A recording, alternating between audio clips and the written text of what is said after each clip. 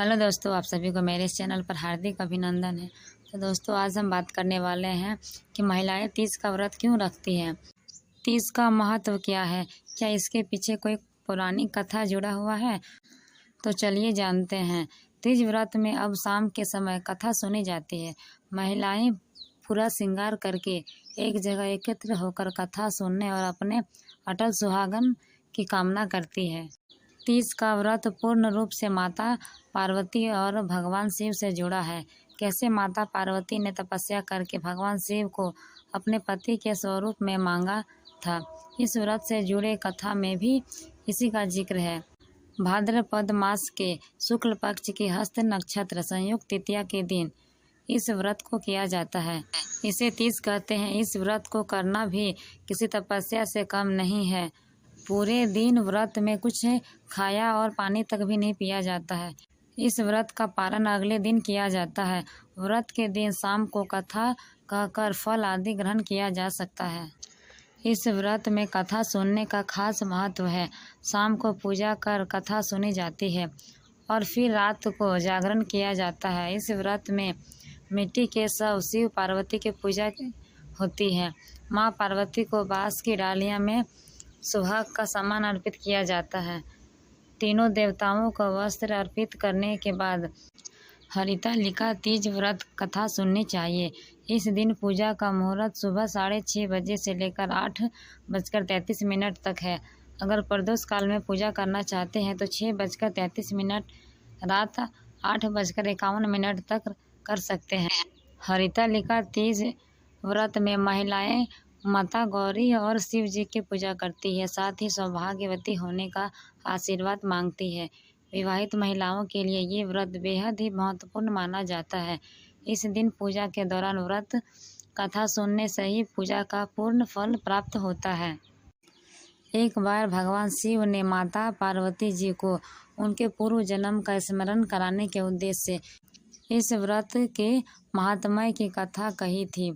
श्री भोले शंकर बोले, हे गौरी पार्वत राज, हिमालय पर स्थित गंगा के तट पर तुमने अपनी बाल्यावस्था में 12 वर्षों तक अघोमुखी होकर घोर तप किया था। इतनी अवधि तुमने अन्न न खाकर पेड़ों के सूखे पत्ते चबाकर व्यतीत किए थे। माघ की विकराल शीतलता में तुमने निरंतर जल में प्रवेश करके तप किया। वैशाख की जला देने वाली गर्मी में तुमने पंचाग्नि से शरीर को तपाया।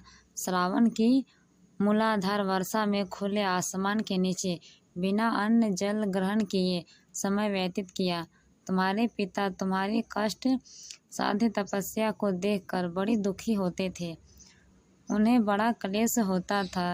तब एक दिन तुम्हारी तपस्या तथा पिता के क्लेश को देखकर नारद जी तुम्हारे घर पधारे। तुम्हारे पिता ने हृदय से अतिथि सत्कार करके उनके आने का कारण पूछा।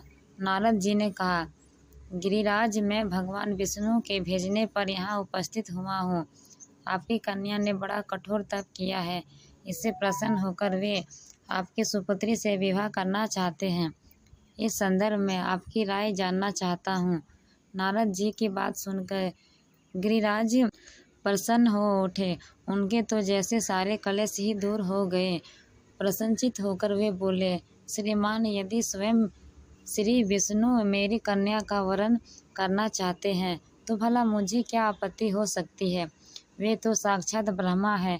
हे महर्षि, यह तो हर पिता की इच्छा होती है कि उनकी पुत्री सुख संपदा से युक्त पति के घर लक्ष्मी बनकर जाए। पिता की सार्थकता इसी में है कि पति के घर जाकर उनकी पुत्री पिता के घर से अधिक सुख मिले।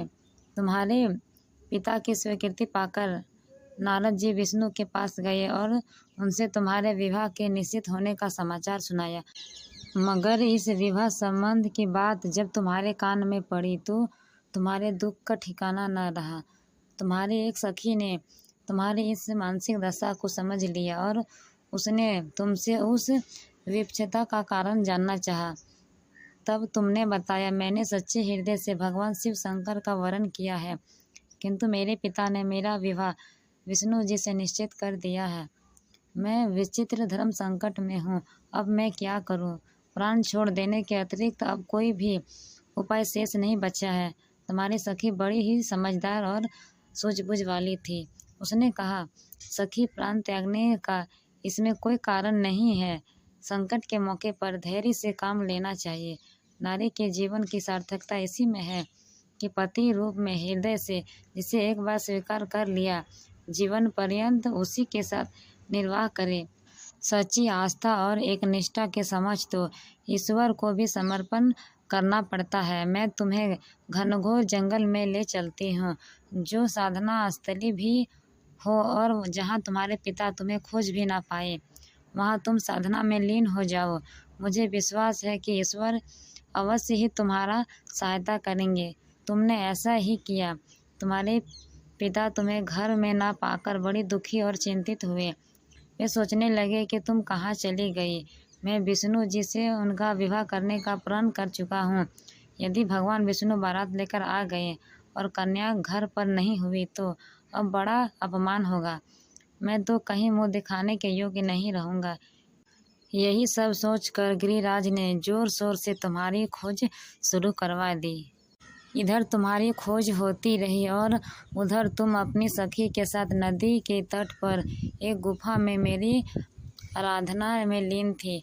भद्रपद शुक्ल तिथियां को हस्त नक्षत्र था। उसी दिन तुमने रेत के शिवलिंग का निर्माण करके व्रत किया। रात भर मेरी स्तुति के गीत गाकर जागी। तुम्हारी इस कष्ट साध्य तपस्या के प्रभाव से मेरा आसन डोलने लगा। मेरी समाधि टूट गई। मैं तुरंत तुम्हारे समक्ष जा पहुंचा और तुम्हारी तपस्या से प्रसन्न होकर तुमसे वर मांगने के लिए कहा।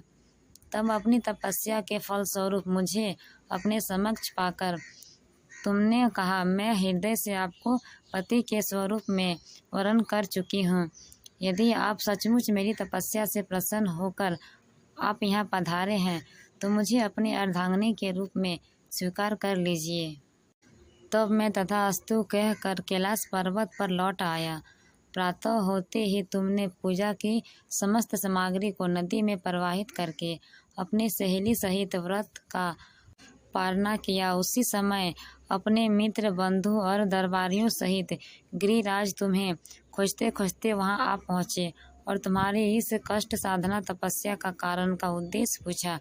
उस समय तुम्हारी दशा को देखकर गिरिराज अत्यंत दुखी हुए और पीड़ा के कारण उनकी आंखों से आंसू उमड़ आए।